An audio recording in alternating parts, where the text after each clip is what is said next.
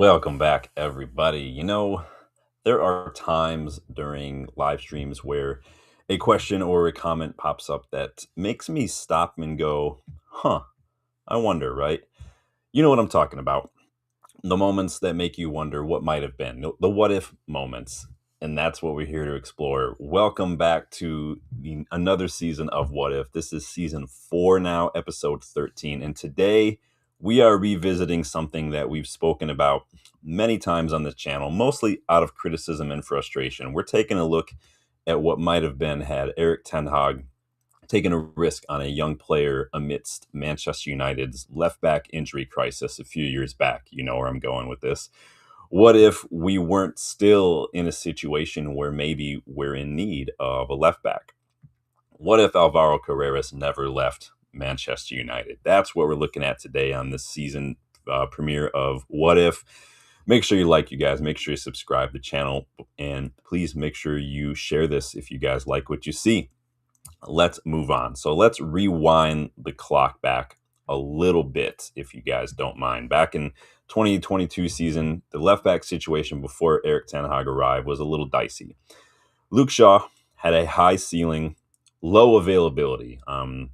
He was Ollie, under Ollie and everything. He was team of the year, but he never really had a career best season until then, at least post COVID. He overlapped beautifully with Marcus Rashford in those days, but he had recurring hamstring issues and foot issues, meant he was just in and out of the squad. And then 21-22, we kind of saw a little bit of a decline. His form dip, multiple minor injuries reduced the consistency. And a lot of this did have to do with that leg break and being out of football for so long. But the fact remains that they were still there, which means we had also an unreliable left back starting, but also not really a reliable alternative at that point in time in terms of just who's going to fill in. We did bring in Alex Telles. He was meant to be the backup, and for the longest time, it sounded like maybe he would be the guy who pushed Luke Shaw to work harder, maybe just for competition. That was in 2020. Telles brought with him a little bit of crossing, good set piece quality, but defensive output not quite there.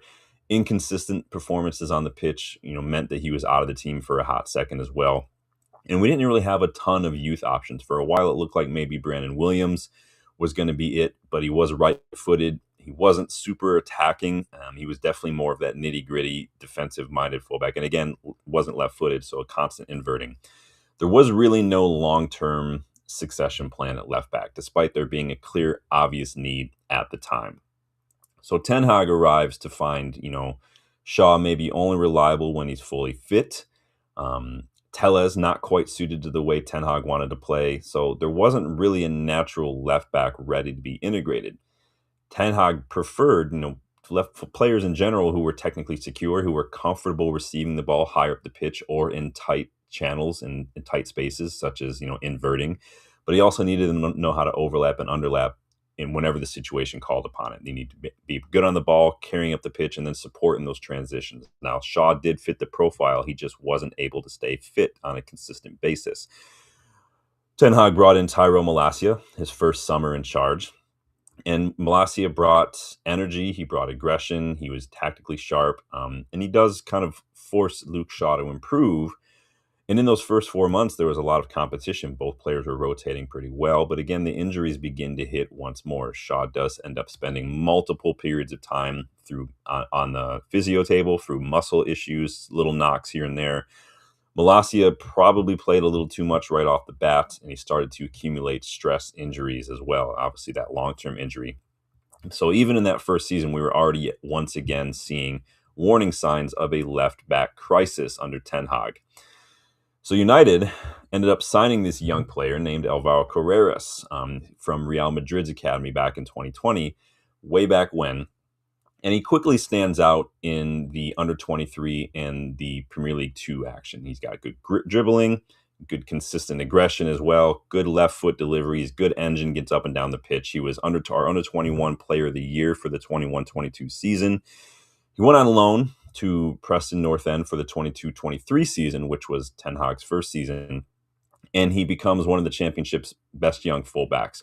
He's confident in 1v1s, both on and off the ball. He's good defensive pace as well to make recoveries, good crossing, And he was Preston's Young Player of the Year as well during that loan. Preston fans raved about him. And then United fans starting paying attention, including Erik Ten Hag, who does take notice. Now, at the time, United's coaches report that he's one of the fittest and most intense young defenders around. His preseason performances suggested maybe there was going to be potential for first team as well. But the problem was we decided to let him go in the summer of 2023. Shaw picked up some injuries. Malacia suffers a knee issue that required surgery and ended up being worse than we initially thought. So we need a left back. So instead of promoting Alvaro, though, United opted for loaning him out to La Liga, Granada, if you guys remember. We ended up bringing Sergio Reguilon on loan in an emergency situation. And throughout that season, we played Lindelof at left back, Dalot at left back, Amrabat at left back, all of whom were basically out of their positions. One's a midfielder, one's a center back, one is a right back. Now, why did the club let Alvaro go? Again, Ten Hag preferred established physicality in the Premier League. He preferred that. He had concerns over Alvaro's readiness to handle elite wingers in the Premier League level as well. And United's executive leadership at the time wanted immediate solutions instead of worrying about rolling the dice on the youth. Unfortunately for Alvaro as well, the Granada loan didn't end up being the best fit for him. It didn't really showcase his talents. And this is where the loan to Benfica arrived. This was in early 2024. Benfica put him on loan. They pushed for that permanent transfer, and United, for whatever reason, accepted it.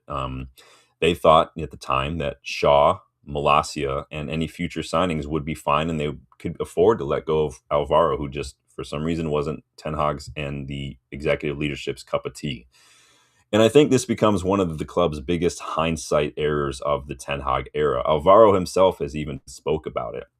He said, Ten Hag never gave me a chance to show myself. I felt I impressed in the preseason with the first team, but unfortunately, I was quickly loaned out as soon as the season began. I always saw myself as a future first team player, but it wasn't meant to be. I'm still grateful to the club and their amazing fans. So that's how we got to where we are. But let's pretend what if Ten Hag had chosen to keep and start Alvaro? What if instead of setting him to Granada or Benfica, Ten Hag cancels the emergency left back search and makes the bold decision to integrate Alvaro into first team training permanently? What do we think might have happened there? Well, maybe Ten Hag ends up staying at the club a little longer. Maybe he decides to publicly praise Alvaro instead of maybe having some doubts behind the scenes. Maybe he decides that he's going to be working fine. He's got a good work ethic, good tactical intelligence, and I think that this also endears Ten Hag a little bit to the fans. I think the fan reaction would have been amazing. I think the supporters would have really got behind Ten Hag and really supported his faith in youth at that time. Again, emergency left backs, playing players out of position, or trusting youth. Which one sounds more like Manchester United, right? You might have even seen comparisons at the time with Ollie Ferguson, even, and backing the youth in an emergency situation. I think that could have earned him so many brownie points. The media probably would have gotten off his back a little bit, praised him maybe for developing internal solutions rather than just relying on panic loans. And this really could have been a symbolic moment for Ten Hag. This decision could have been what you might even call proof of concept when it comes to a youth integrated Ten Hag project. He was already looking on Menu and Dangor and Alejandro Garnacho as well. Alvaro's involvement, maybe lifts the dressing room morale at the time. Remember, it was a pretty low mood in the dressing room. Maybe having a new youngster in who's challenging people, who's got a bit about him, who maybe is even kind of like Ryan Giggs when he came in, was just a level higher than maybe other youngsters. And I think that also helps the young players at the time think, yeah, there's a very real opportunity here. There's a pathway here. And what about the seasons that came after that? Let's look at 23-24 in this alternative timeline, if you will. Maybe Alvaro plays 25 to 30 matches, rotating in and around with Luke Shaw or whatever. Maybe, even if Shaw had suffered the same injuries and Malacia had remained unavailable because of that, I think he does step in Alvaro as the main left back. I think he earns his spot for that season. I think as a result on the pitch, you're going to see better ball progression on that left-hand side. I think you're going to see more natural fullback width compared to someone like Lindelof or Amrabat. I think you're going to see real overlap support for Garnacho. I think that those two were showing a really good kind of dynamic in and around the club at the time as well in the youth setup. Think that left flank with these two operating together becomes a very aggressive attacking outlet with Garnacho taking up space in the opposition third and Alvaro able to overlap but also track back as well. I think you're also going to see that had this went down, that United could have avoided a lot of the disjointed performances that we saw by, again, a lot of those players played out of position at the left back role. I think that you're going to see the defensive metrics start to stabilize a little bit due to that just more fluid, natural motion on the left hand side. And I honest to God think that had all this went down and Alvaro kept that progression like we saw at Benfica, I think we probably finished 5 8 points higher across that season. I think that helps Ten Hag's reputation. It helps his standing with fans and the club in general. I think that it puts a bit of goodwill towards the youth pathway. It again avoids playing players out of position, and I think fans would start to see a philosophy forming under Ten Hag. Similar philosophy we saw in him at Ajax as well. We start to see Alvaro really growing into a promising young potential world beater. Yeah, he probably will make mistakes at the time, against elite wingers, but I think that what we've seen is Alvaro is mature beyond his age, and I think he does improve at a rapid pace. I think he already has the athletic attacking upside that we already saw at Benfica and Real Madrid. And I think, had he stayed 24-25 season, last season probably would have been his big breakout season. He's probably going to make 35 to 40 appearances across the season in between all those competitions. Probably picks up a handful of assists, 5, 6, 7 assists. I think you're going to see even stronger chemistry on and off the pitch in the dressing room and on the pitch with guys like Garnacho, Kobe Mainu as well, Lenny Yoro perhaps. And I think that he becomes a more mature defensive fullback as well. He becomes better in duels, better with positional discipline too. Again, what we're already seeing at Real Madrid. And the fan base would absolutely embrace all this. Again, our academy left back, right, becomes a new focal point, a new almost talisman for youth pathway, kind of like what we saw with McTominay, Garnacho, Mainu, Rashford at the time as well. Maybe this could have even meant McTominay stays too. You never know. Maybe we don't have to worry about selling McTominay because we didn't spend money on unnecessarily to make up for it. You start to see songs about Alvaro popping up at Old Trafford. Ten Hag probably stays a little longer with consistent results, less defensive chaos. He probably avoids some pressure that had to deal with playing players out of position. We went all through that trouble to get Amrabat, and then we stick him at left back. We got Lindelof at left back and stuff. I think we don't have to do that anymore. And maybe the board looks at Alvaro and sees proof in this that maybe Ten Hag can develop young talent. Maybe we can trust him a little bit. Maybe we're in good hands here, which ultimately means he might have likely not have been sacked. Now that brings us to the current season and moving beyond. So currently, had Alvaro stayed, we have a solid left back rotation, but I think Alvaro is going to be the starting guy for long stretches. And then Shaw and Malacia are the ones who are fighting for that backup role, maybe featuring in domestic cups. Maybe we don't sign Dorgu as well. I think that Alvaro's ceiling does continue to rise in this environment. But we probably also would still see around this time that attention from Spanish national teams. I think just like Real Madrid and these guys still do come in. But that's not a bad thing. But again, it's because we see from him elite ball progression, above average recoveries, good left foot deliveries as well, hustle, fight, work rate, ethic. I love it. And I think that we benefit from having a stable left back. I think Ten Hag would probably still be here. We'd have some fluid structure in there without constant reshuffling and whatnot. And I think that you're going to start to see an identity coming. We have attacking outlets on the left-hand side and on the right-hand side. I think that, and as Alvaro starts to enter his prime years when he turns around 24, 25 years old, he becomes one of the Premier League's more reliable modern left backs, a good balance of technique and aggression and tactical understanding.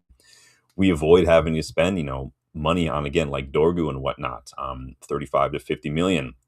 I think that project under Ten Hag stays on a stable footing as well. And again, Alvaro becomes the academy success story that really reshapes the club's development culture. Remember, for a while there, we struggled a little bit with academy players. Now, I know a lot of you are probably saying, Ten Hag sold Alvaro, but it's not that simple, right? It's not a video game. Managers don't sell the players. But remember, Ten Hag made a decision based on the advice of the medical professionals at United. Now, whether or not he should have trusted them is another story. They're not fit for purpose. But again, he's not a physio, he's not a doctor, he's not a nutritionist.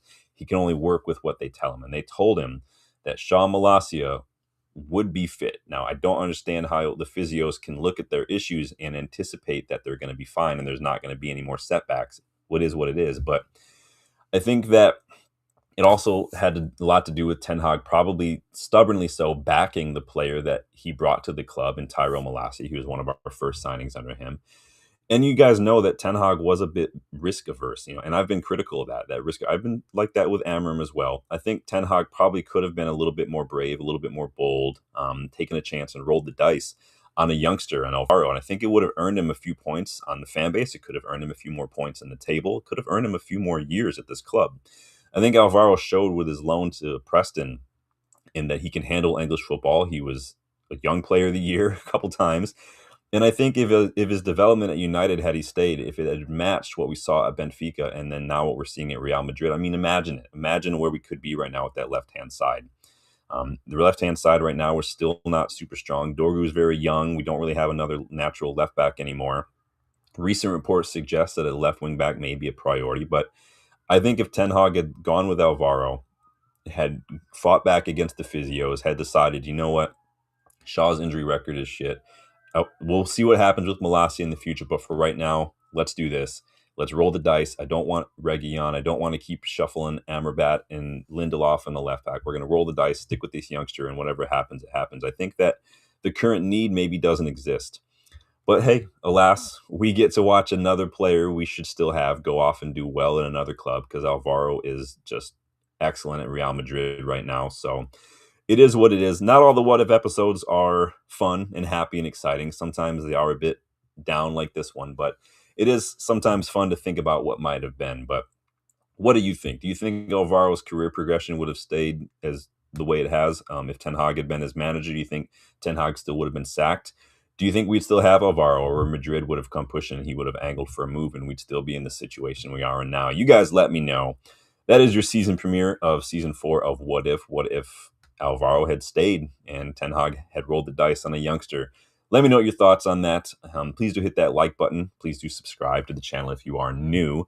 Remember, Starting 11 and Legends members do get to have a say in suggestions for What If episodes. There is a post in the community tab. Go check that out. But until next time, keep a lookout for the next episode. It'll probably drop while Dylan and I are gone in Manchester. But thank you guys. Take it easy. I'll see you guys on the next one.